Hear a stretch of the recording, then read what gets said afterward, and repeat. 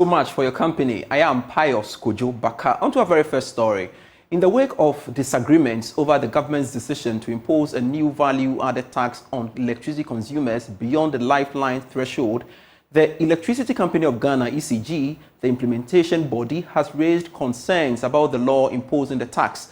Although ECG and the Northern Electricity Distribution Company, known as NEDCO, had been directed to implement the tax from January 1, 2024, ECG says it is yet to implement it. Speaking on Joy News' PM Express, Managing Director of ECG, Samuel Dubik Mahama, said ECG cannot merely respond to the letter from the government, especially when there are bottlenecks with the provision in the law that was passed as far back as 2013. 2013, the value-added tax bill was passed, Act 870, which set out the parameters in the first schedule and also sections 35 and 30 to 37 for the places that VAT should be charged on, like a dwelling place and all of that, which makes it mostly commercial and residential places. This has been a very thorny issue since 2013, and its implementation has also actually been a headache. If the thing is not being implemented, and there's a paragraph, the last paragraph says you should transfer the revenues collected from the implementation of the VAT on the subject matter as a domestic VAT collection. There are processes that need to be outlined. First of all, one of the biggest challenges that will come up is this.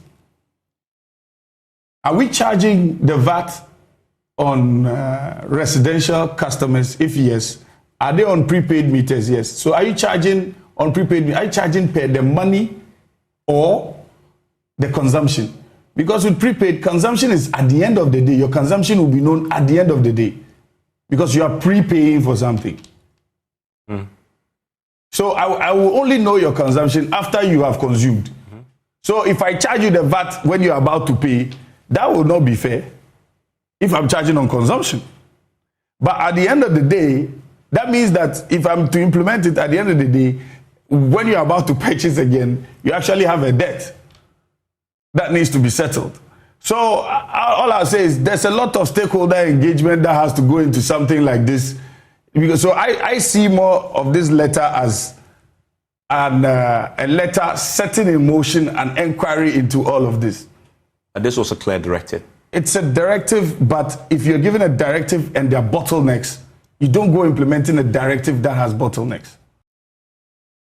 All right, so it is important we have a discussion in the back of this. Joining us via Zoom to do that is tax consultant Francis Timoboy to give us some understanding on that. Thanks so much, Francis, for joining me here on Business Live. First off, do you agree that with this admission from the ECG MD that the directive cannot be implemented as there is more work to be done before the VAT on electricity can be implemented? Do you agree with that assertion?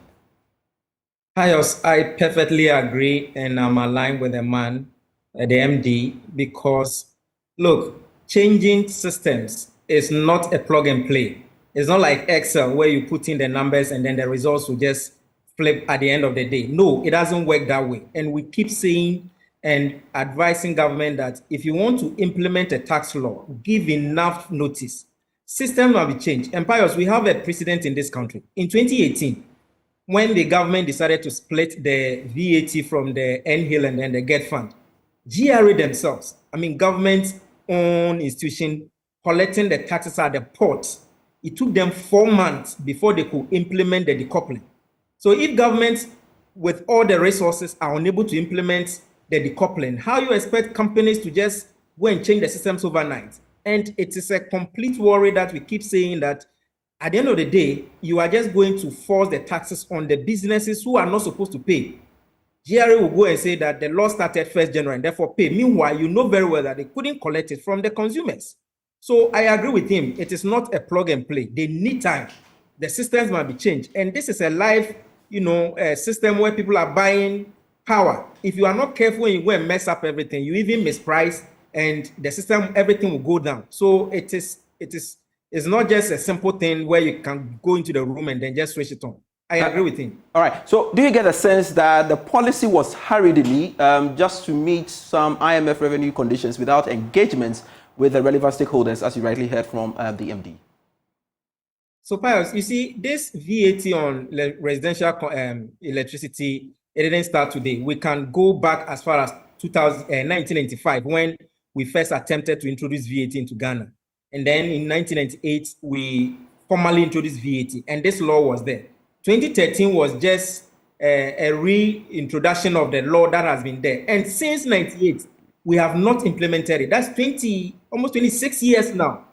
So why did we just all of a sudden decide that let's start implementing it? There are several reasons why we couldn't implement it, because we didn't want to, escalate the price of such essential, utility. So I think that the IMF influence is a key component of this. Yes, we know that it's in the law, and other jurisdictions, they even charge VAT on residential consumption of, electricity, just that their rate is normally lower. Some countries charge a flat rate of 5%. We decided to do 22%. So I agree that, yes, we rush it. We know that it is on the laws of Ghana. And if 52% of electricity consumers are not paying tax, then IMF will see it as a huge revenue, and therefore they should go for it. And I think that's what we are seeing now. But we miss it. Engagement should have been done. We couldn't have implemented it on 1st January. I see. So do you foresee a similar instance with the other taxes that were expected to start from January 1 this year? Example, the taxes on insurance premiums as well. Perfectly so. Today, if you buy any insurance product, there is no VAT. We are aware that there are current engagements with the GRA and even the ministry. So why do you pass a law on 31st December, 31st night, when possibly people are even having check service, and then you expect them to implement it on 1st January? So VAT on insurance has not been implemented. Take, for example, the emission tax. People have not even paid for it because the timing is not good. And it goes back to the question, the point that you need to give implementation date, time for people to, pay the taxes. Otherwise, you would think that the law is in force and GRA will just go and collect the money from the people because they were agents and they were supposed to have collected it. Meanwhile, in reality, they didn't collect the taxes. So many taxes that we have could not have started 1st January. Ultimately, government basically wants to, show up revenue mobilization. Do you think that this could have an impact on the projected revenue from VAT? Pius, I think it shouldn't, because like I mentioned, this is not the first time we are having this. This is not a new law. And so if over the years, it has not had any impact on government revenue, is it that this January that this is going to have impact on government revenue? I doubt, and it shouldn't, because look, there are several engagements that we need to do. What is going to be the impact? If we increase it now, is it going to be counterproductive? Already we are aware over 30% of ECG power is lost through commercial or technical losses. If you make the product so expensive, at the end of the day, you think that you are raising revenue, but people are going to steal the power because they have a way to do that. And ECG must pay the power producers because the power has been produced and you are not getting demand for it. So there's not going to be that demand-supply mismatch. So once you think that you're going to lose revenue, you're going to rather cause more trouble in the power sector. I think we need to go back to see why for our 26 years we've not implemented it, and then we take our time and implement it gradually. For me, I think that the rate of 22% is not, sustainable. We can go for a flat rate, let's say 5%, to make it more affordable. Remember, we still have automatic adjustment in place. So power cost is still going, utility tariff is still going to go up anyway. Going forward, Francis, how should this issue be tackled? Yes, you've mentioned that there should be broader stakeholder engagement. What more can government do? Engagement. The solution is engagement. Bring all the people on the board. Let's read through the line why for that long years we've not implemented it and why we should implement it. If we think that we don't need it any longer, then we go back to Parliament, say Parliament scrap this law because it is not relevant, or maybe make some changes to the law. For example, you can say that because utility is so essential, let's reduce the rate and still recoup some amount for government, because after all, if you go to other countries, they do it anyway. If we decide to charge 5%, 3%, or 10%, agree with the consumers and then let's move on. And rather than, all of a sudden expectation of implementation, which is practically not possible. Thank you so much, Francis Timoboy, for your time here on Business Live. He's a tax analyst, helping us appreciate the development within the energy sector in relation to the VAT on electricity. Meanwhile, Associate Professor of Finance at Andrews University, Williams Pipra, tells Joy Business the incoming 15% VAT on electricity charges will only worsen the financial situation of ECG. So as of 2022, they reported that their both commercial losses, technical losses, and system losses came to 7 billion Ghana cedis. The same figure was reported in September 2023. So we still had some months to end 2023. So I know that by this time, that number had increased. In all of these, the analysis shows that their commercial losses has been increasing. The commercial losses is linked to people not being, customers not being able to pay for the usage of electricity, or some stealing of electricity and bad debt. So if this matter is not addressed, and with the incoming of the 15%, is going to make the price of ECG products very expensive, and people are going to probably use illegal means to use their service without payment, and it's going to worsen the financial situation of ECG.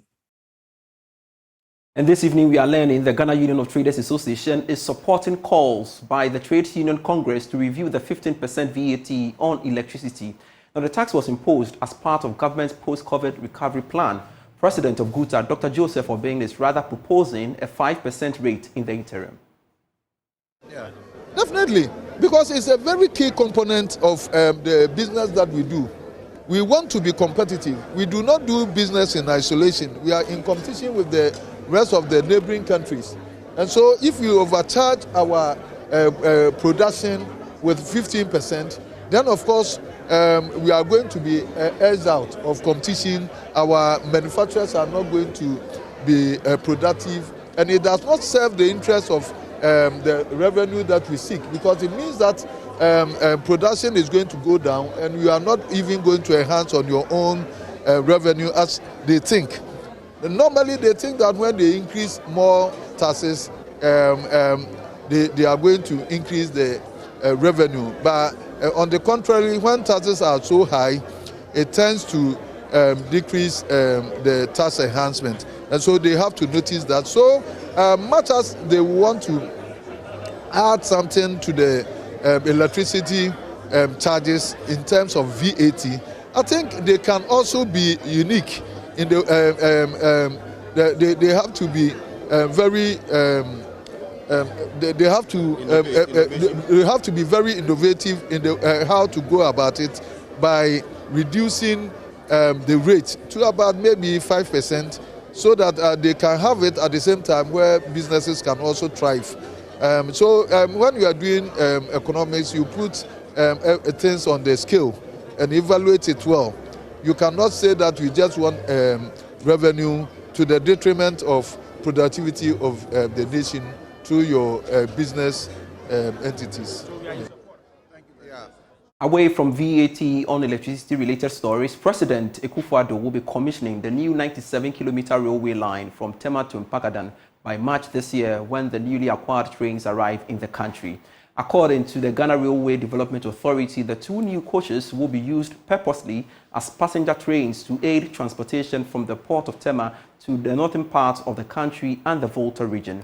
Now, speaking to Joy Business, Assistant Manager in charge of Corporate Affairs at the Ghana Railway Development Authority, Nanama Poku, said work on the line is completed and ready to be used. The Tema-Mpakadan rail line, which is a 97-kilometer rail line, is ready to be used, and very soon the president will be commissioning it. But before that, we are expecting some trains from Poland, which will be running on the Tema-Mpakadan rail line. And then it has a capacity of 150 to 200, which can, like, it's a passenger train. Yeah, so it can load up to a number of 150 to 200 people. And it's running 120 kilometers per hour. So you can imagine the fastness of it and how many times it can be running in a day. Currently, we are also expecting 2 trains yes, we're expecting 2 trains to be running on the Taman-Pakadan line.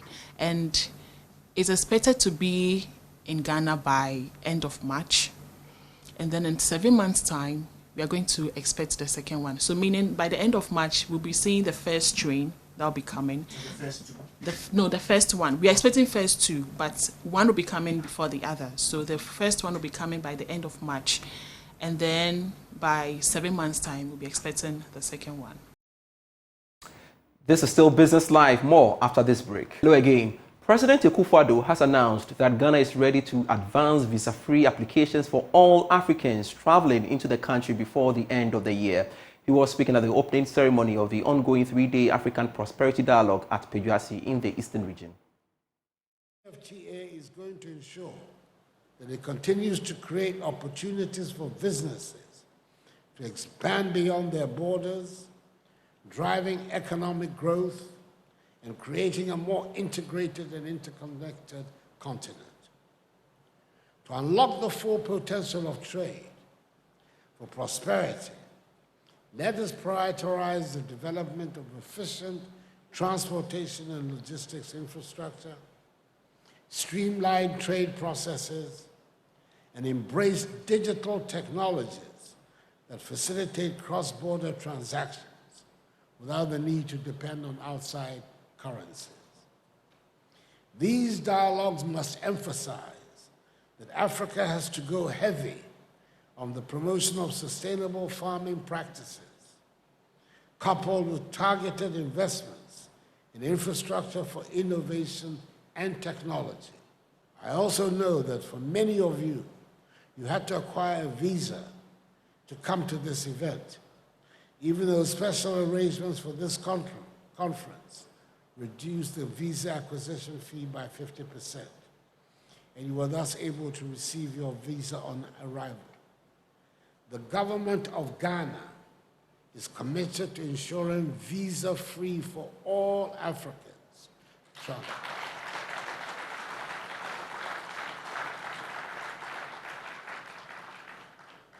For all Africans traveling to our country, and the process has begun to get the policy implemented this year.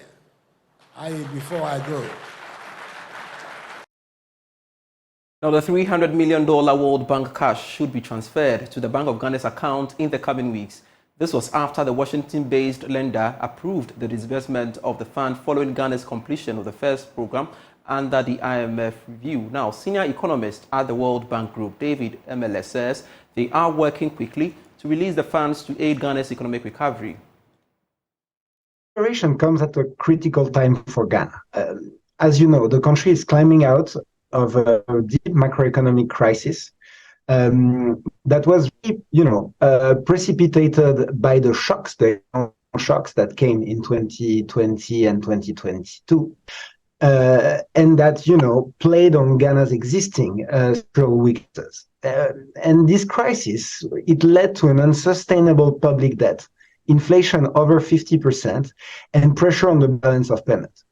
Something that's really important to stress is that the brunt of the crisis was really borne by the vulnerable segment of the population, by vulnerable and poor Ghanaians who were disproportionately affected. And practically, that means that there were increases in poverty and food insecurity. So this operation, it's important to also say that it is not happening in a void. It's part of a coordinated effort with first and foremost the government of Ghana, the authorities, and the IMF to help Ghana recover from the crisis. One would ask that when would the funds hit government of Ghana's account here in Ghana?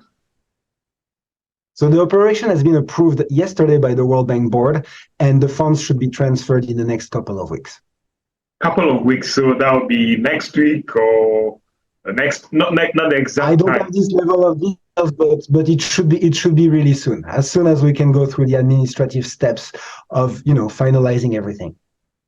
One would ask that which areas are these funds expected to be advanced to? So I think it's important to explain the overall aim of this operation, these funds. The loan is in support of the government's efforts to implement key reforms, and those reforms especially that align with the World Bank mission and vision of a world free of poverty on a livable planet. In practice, this operation supports efforts that will aim to restore macro stability in the short term and lay the foundation for sustainable and resilient growth in the medium term. Some examples include strengthening domestic revenue mobilization and address the root cause of the crisis and reduce the fiscal deficit, actions to help safeguard the financial sector stability, to ensure that the banking sector and the rest of the financial sector remain stable. Actions to improve the investment climate. Actions to put the energy sector back on a sure financial and operational footing to ensure that the losses that anchored by the sectors get contained and reduced over time. There are also actions to strengthen social protection architecture, and finally, action to strengthen climate adaptation and mitigation. What mechanisms have you put in place to ensure that these funds are well utilized? Or if I say that I'm going to support the budget programs or to support the recovery of the economy, what mechanisms have you put in place to ensure that they are utilized for what the board approved for? Thank you. So this operation supports, consistent, as I said, it supports a consistent program of reforms, and the disbursement of the funds is based on the effective implementation of these reforms. So these priority areas that I've mentioned before, there is a list of specific reforms that have already been implemented, before these funds get disbursed. In addition, the World Bank ensures that the overall macro fiscal framework is adequate, basically meaning that the budget, and the debts are sustainable or are on a path to sustainability. And finally, we monitor these macro and fiscal policies closely, directly with the government and jointly with the IMF.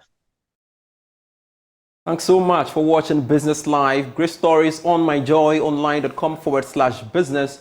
Do visit our portal and get yourselves updated by way of business here in Ghana and beyond. Thanks so much once again. I am Pius Kojo Baka. Let's connect same time tomorrow. Bye-bye.